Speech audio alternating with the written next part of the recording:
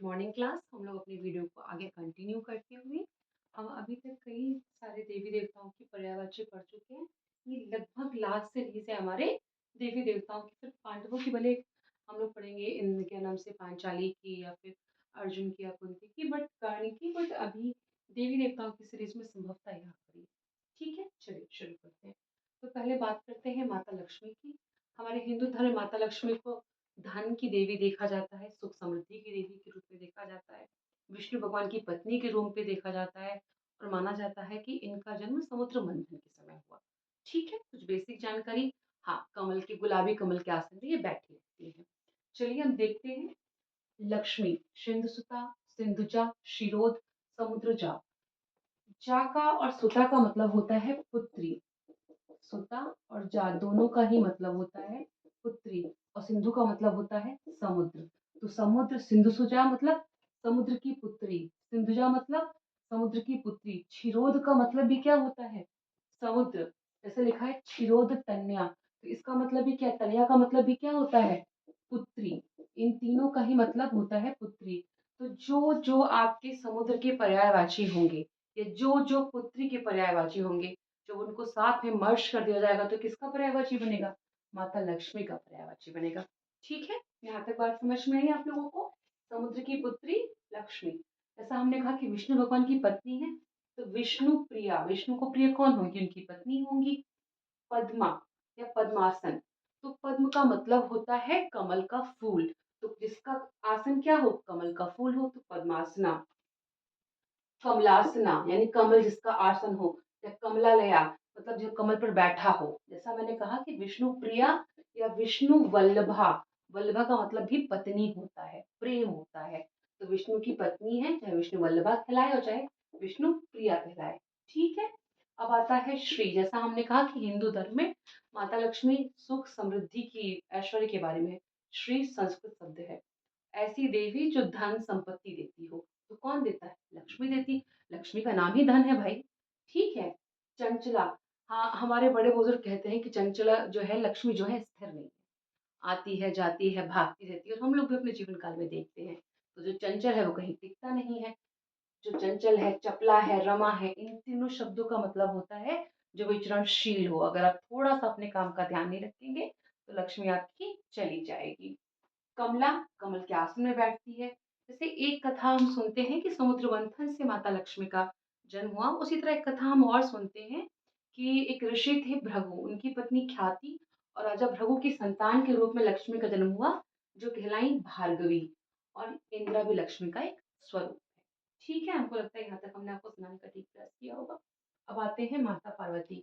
तो माता पार्वती के बारे में थोड़ी सी बात जान लेते हैं कि माता पार्वती एक तो सती माता का नेक्स्ट जन्म है। सती माता कौन है? शिव की पत्नी है। तो शिव की पत्नी की जो पर्यायवाची शिव की पर्यायवाची के साथ जुड़ता जाएगा प्रिय के रूप में, वल्लभा के रूप में, वो माता पार्वती होंगी।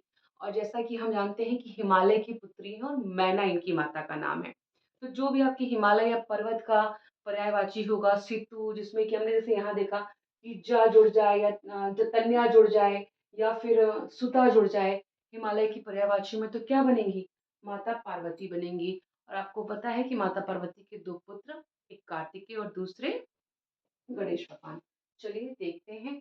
अम्बा या अंबिका शब्द माँ के लिए प्रयोग करते हैं, तो माता पार्वती को हम माँ के स्वरूप में देखते हैं। गिरिजा, ऐसी व्यक्ति, ऐसी। अब हमने कहा ना गिरी, जा, जा क्या है? पुत्री है। और गिरी का मतलब क्या है? पहाड़। तो ऐसे जो पहाड़ की पुत्री हो, हिमालय, तो गिरिजा। ईशानी, रुद्राणी, ईश्वरी। ईशान, जब हमने आपको शिव का पर्यायवाची पढ़ाया तो हमने ईशान, रुद्र, ईश्वर पढ़ाया था आपको। तो ईशानी यानी ईशान की पत्नी यानी शिव की पत्नी, रुद्राणी यानी रुद्र की पत्नी, ईश्वरी यानी ईश्वर शिव की पत्नी। हमको पता है कि पार्वती माता को हम दुर्गा जी के स्वरूप में भी मानते हैं। गिरिराज कुमारी, तो बेटियों को कुमारी भी कहते हैं। तो गिरिराज कौन है? हिमालय है। सैल सुता, तो अगर आप, जब हम आपको पहाड़ का पर्यायवाची पढ़ाएंगे तो हम बताएंगे कि सैल मतलब पहाड़, तो सैल की सुता मतलब पुत्री।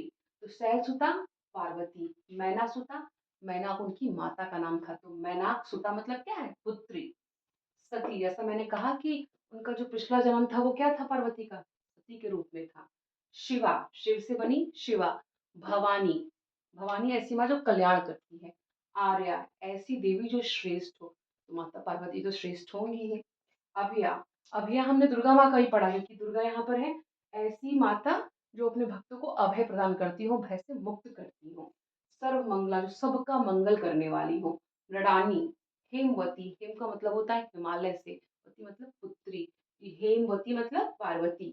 अपर्णा, इसके पीछे एक कथा हम लोग सुनते हैं कि माता पार्वती ने बड़ा तप किया, उनको बचपन से पता था कि उनको शिव से विवाह करना है, पर शिव भगवान को मनाना इतना आसान भी नहीं होता। वो निर्जल रही, ऐसे पत्ता खाकर रहने लगी और एक समय ऐसा आया कि वो उनके पास पत्ते भी नहीं बचे। वो पत्ते के बिना हो गई, पत्ते रहित हो गई, इसलिए कहलाती हैं अपर्णा। उमा का मतलब माँ से है, ठीक है।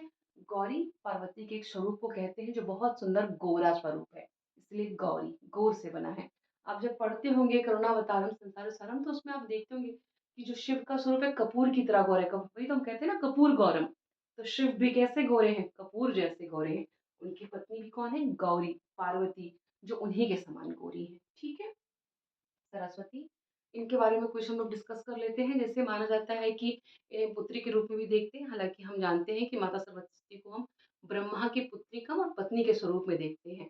हमको पता है कि जो माता सरस्वती है सफेद कमल में बैठती हैं, वीणा बजाती हैं और इनका जो वाहन है वो हंस है, ठीक है। अब है वीणा पाणी, जिसके हाथ में वीणा हो। पाणी का मतलब क्या होता है, हंस। वीणा वादनी, जो वीणा बजाती हो। ब्राह्मी, ब्रह्मा की पत्नी या बेटी आप जो मानते हो। ब्राह्मी, वाक और भाषा। भाई आपकी जो जिह्वा है वो सरस्वती है ना, लोग कहते नहीं कि 24 घंटे में एक बार जिह्वा में सरस्वती विराजमान होती है, जो कहोगे सत्य हो जाएगा। तो वाक और भाषा, वाणी की देवी। और वाणी से क्या बना है, वागीश्वर वागीश्वरी। विधात्री, क्योंकि ये ब्रह्मा की पत्नी है तो ब्रह्मा को हम लोग क्या पढ़े थे, विधात्रा, तो यहाँ पर है विधात्री। वाचा, वाक भाषा वाचा वाणी गिरा, सब आपकी जिह्वा से संबंधित है। शारदा, जो आपके ज्ञान की देवी है, ठीक है। हमको लगता है कि ये जितने भी देवी देवता थे मैंने आपको कंप्लीट करा दिया। अब आगे हम आपको बेसिक चीजों के साथ कनेक्ट करते चलेंगे। धन्यवाद।